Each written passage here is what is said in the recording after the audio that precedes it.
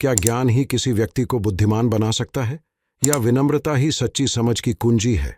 हमारे साथ मिलकर जानें कि कैसे राजा विक्रमादित्य ने अहंकार के सामने एक मूल्यवान सबक सिखाया।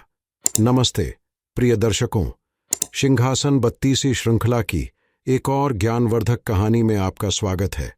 आज के एपिसोड में हम ज्ञानवती द्वारा बताई गई 20वीं कहानी का पता लगाएंगे, जहां राजा विक्रमादित्य ज्ञान की खोज में विनम्रता के महत्व को प्रदर्शित करते हैं। आइए इस ज्ञानवर्धक कहानी में गोता लगाएं। राजा विक्रमादित्य को जब भी अपने दरबारी कामों से फुर्सत मिलती तो वे मन की शांति के लिए जंगल में ध्यान लगाने चले जाते थे। एक दिन जब वे जंगल में ध्यान कर रहे थे तो उन्होंने दो लोगों को बात करते हुए सुना। उनकी बातचीत को सुनने के लिए विक्रमादित्य ने अपने माथे पर एक जादुई लेप लगाया, जिससे वे अदृश्य हो गए। विक्रमादित्य उन दो लोगों के पास गए जो ब्राह्मण निकले और उनकी चर्चा सुनने लगे। उनमें से एक ब्राह्मण ने अपने ज्ञान का बखान करते हुए दावा किया कि वह किसी मृत जानवर की पहचान कर सकता है और उसकी हड्डियों को देखकर उसकी मृत्यु का समय निर्धारित कर सकता है। पास में हड्डियों के ढेर की ओर इशारा करते हुए उसने कहा, ये हड्डियां 4 साल पहले मरे एक हिरण की हैं। इस दावे पर संदेह करते हुए दूसरे ब्राह्मण ने हंसते हुए उसे चुनौती दी, मैं कैसे जान सकता हूं कि तुम जो कह रहे हो वह सच है या झूठ? हम हिरण से उसकी पहचान नहीं पूछ सकते।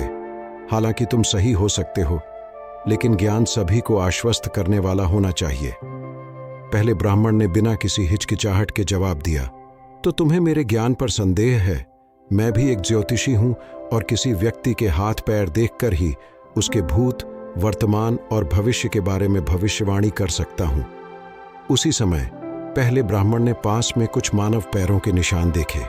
उसने उन्हें दूसरे ब्राह्मण की ओर इशारा करते हुए कहा, इन पैरों के निशानों को देखो। मेरे हिसाब से ये किसी महान राजा के हैं जो इस रास्ते से गुजरे होंगे।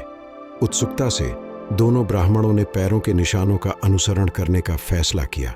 थोड़ी दूर पर उन्हें एक लकड़हारा पेड़ के नीचे आराम करते हुए मिला।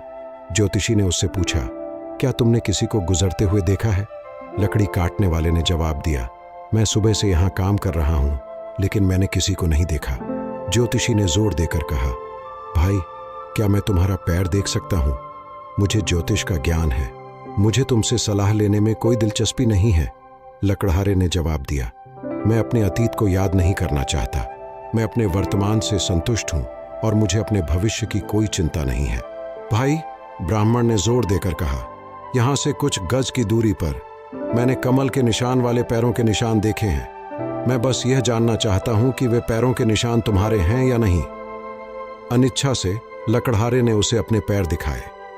ज्योतिषी उसके पैरों के तलवों पर कमल का निशान देखकर चौंक गया। उसने मन ही मन सोचा, यह कैसे संभव है? मेरे ज्ञान के अनुसार ये पैरों के निशान किसी राजा के होने चाहिए।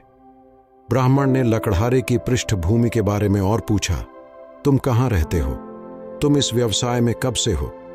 लकड़हारे ने उत्तर दिया, मैं उज्जैन में रहता हूं। मैं अपनी युवावस्था से ही यह काम कर रहा हूं। यह सुनकर ब्राह्मण और भी उलझन में पड़ गया। उसके ज्ञान से पता चला कि पैरों के निशान किसी लकड़हारे के नहीं, बल्कि राजा के होने चाहिए। अपनी विशेषज्ञता के बारे में अनिश्चित महसूस करते हुए उसने आगे की जांच करने का फैसला किया और दूसरे ब्राह्मण से कहा, चलो उज्जैन चलते हैं। मुझे देखना है कि क्या ये पैरों के निशान राजा विक्रमादित्य के पैरों से मेल खाते हैं। दोनों ब्राह्मण उज्जैन पहुंचे और राजा विक्रमादित्य से एकांत में मिलने का अनुरोध किया। उनसे मिलने पर ज्योतिषी ब्राह्मण ने राजा के पैरों के तलवे दिखाने को कहा। विक्रमादित्य ने मुस्कुराते हुए अपने तलवे दिखाए, जिस पर ब्राह्मण को आश्चर्य हुआ कि कमल के निशान नहीं थे। ब्राह्मण निराश हो गया और उसे अपने ज्ञान पर संदेह होने लगा। जब विक्रमादित्य ने उससे पूछा कि उसे क्या परेशानी है, तो ब्राह्मण ने जंगल में हुई पूरी घटना का वर्णन किया। ब्राह्मण ने कहा, मुझे लगता है कि किताबों से मुझे जो ज्ञान मिला है वह गलत है। मैंने जितनी भी किताबें पढ़ी हैं उन्हें जला दूंगा। नहीं, किताबों में दिया गया ज्ञान कभी गलत नहीं होता। विक्रमादित्य ने उसे आश्वस्त किया, लेकिन किसी को अपने ज्ञान पर अहंकार नहीं करना चाहिए। राजा ने फिर एक चाकू निकाला और अपने पैरों पर चमड़ी की झूठी परत को खुरच कर निकाला, जिससे उसके नीचे कमल के निशान दिखाई दिए। ब्राह्मण आश्चर्यचकित रह गया। हे ब्राह्मण, मैं वही लकड़हारा हूं जो तुम्हें जंगल में मिला था। मैंने खुद को अदृश्य करके तुम्हारी बातचीत सुनी थी और मुझे पता था कि तुम मुझसे मिलने आओगे। इसलिए मैंने अपने पैरों को नकली चमड़े से ढक लिया।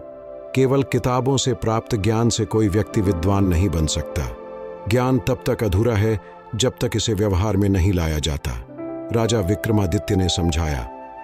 ब्राह्मण को अपने पहले के अहंकार पर शर्मिंदगी महसूस हुई।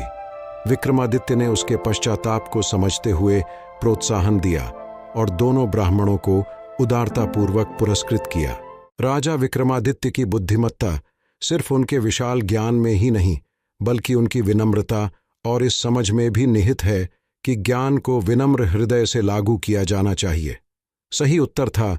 राजा ने अपनी रानी की पेंटिंग बनाने के लिए एक चित्रकार को बुलाया और हमारा अगला प्रश्न यह है कि मन या मस्तिष्क में से कौन अधिक शक्तिशाली है। हमारे अगले वीडियो में शामिल होने के अवसर के लिए कमेंट्स में अपना उत्तर दें। इस विचारोत्तेजक कहानी में मेरे साथ जुड़ने के लिए धन्यवाद। सिंहासन 32वीं श्रृंखला की और अधिक ज्ञानवर्धक कहानियों के लिए लाइक, शेयर और सब्सक्राइब करना न भूलें। और अब आप अधिक अपडेट और विशेष सामग्री के लिए मुझे इंस्टाग्राम पर भी फॉलो कर सकते हैं। अगली बार तक समझदार बने रहें और खोज करते रहें। नमस्ते।